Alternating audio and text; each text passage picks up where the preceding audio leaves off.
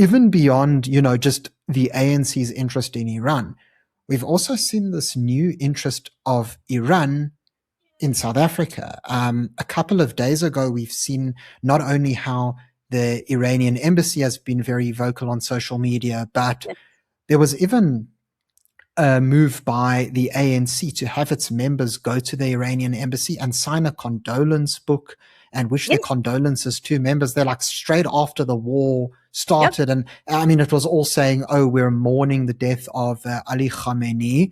But then at the same time, we also saw something else, which is how in the University of Pretoria, they hosted an Iranian-led lecture on political science, and it was people from the government. So I don't know why. Why do you think it is that Iran has taken this massive interest in South Africa of all places? Well, Iran is obsessed with South Africa because it views it as a diplomatic anchor in the Southern Hemisphere. It's like the gateway strategy, right? Like you just mentioned about the lecture. South Africa is the most sophisticated economy, I would say. Kenya's kind of catching up, but in Africa, and a leader in the African Union. By securing, South Africa's support, Iran gains kind of a moral shield in international forums like the UN. And that makes it harder for the West to paint them as totally isolated, which is why, why they're doing this partially. And it has to do with soft power infiltration, right? The lectures at the University of Pretoria, and the condolence book that you mentioned. It's classic public diplomacy. Iran is basically targeting South Africa's youth and academic elite, building a grassroots resistance narrative similar to their strategies in other parts of the world, like in Venezuela, like in Colombia. You have FARC. You have all. It's a very soft power infiltration strategy, and I think that's what it has to do. They're looking for whatever angle they can get in, and present themselves as being a moral authority, moral shield. It's very funny. I even see, for example, these comparisons floating around social media where there was I don't know if it's AI generated, I think it's real, but that Jesus is viewed as a prophet in the Quran. And so there's a picture of, in this one that runs subwaves, Jesus, and there's people cleaning it. That doesn't surprise me, but it's very interesting how this double standard also exists, where you can have Jesus there as a prophet, yet in the Islamic Republic, converting to Christianity from Islam is a blasphemous, basically prohibition that's punishable by death. Right. So it's just a crazy double standard, and it's all about, as I said, soft power and the appearance and the moral shield that they try to present to cover themselves with in front of the international community. I think that's what it comes down to. Well, so it's really interesting that you bring that up. So you sort of had the post of Jesus where on the surface they're trying to show themselves off as presentable, whereas underneath the surface, if you want to convert to Christianity, punishable by death. But then it's almost like in South Africa, they're trying to basically show how, Iran's not this terrible place. We want to be friendly with South Africa. And it's almost as if South Africa, the friendship with South Africa and others almost makes them appear more palatable to the rest of the world and not so much as a pariah. Is that more or less Can I tell what you would say is absolutely. the case? Absolutely. They're giving this false perception. Like, for example, what I was referring to, it's called the Holy Mary Mariam Moghaddas metro station in Tehran. It opened in late 2025 on line 6, okay? And it features the, artistic reliefs of Jesus Christ and the Virgin Mary. It's exactly what it is. And it's located near the Armenia St. Sarkis Cathedral. And so this is what it is. I mean, it's so amazing to me how it's allowed that they will present themselves as being accompanying to Christians and Christianity, accommodating to it.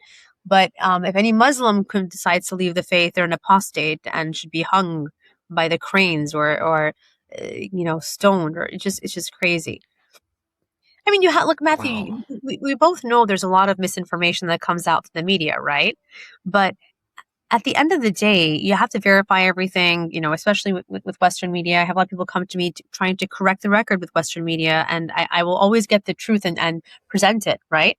But you have to, at the end of the day, you have to question if what's being said is actually enough people coming around and complaining, it isn't a lie. You can't say that it's, if 1,000, 2,000 people are coming forward and basically saying that this is what happened to my family, to people who are, Christian or left Islamic faith, Muslim faith, then this isn't just a media propaganda, exercise. It's reality.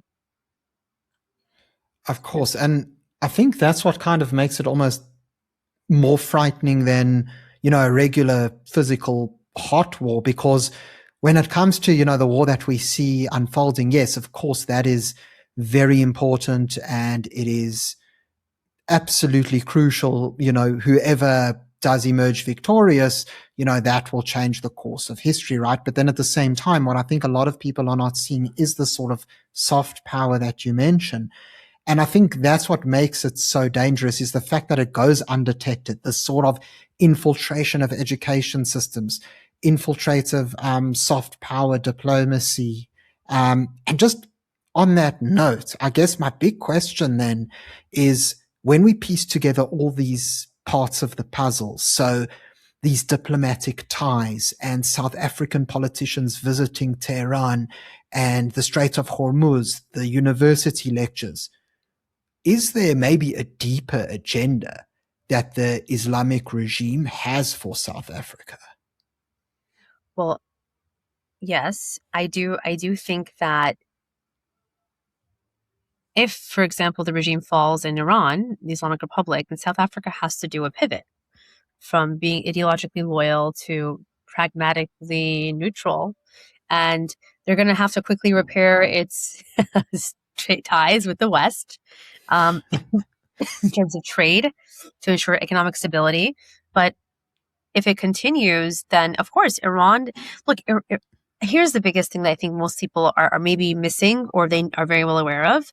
I know you're aware of it, but for the audience, it's important that they know that whatever happens in Tehran, Turkey, for example, Turkey, which is obviously Recep Tayyip Erdogan, who's the president of Turkey.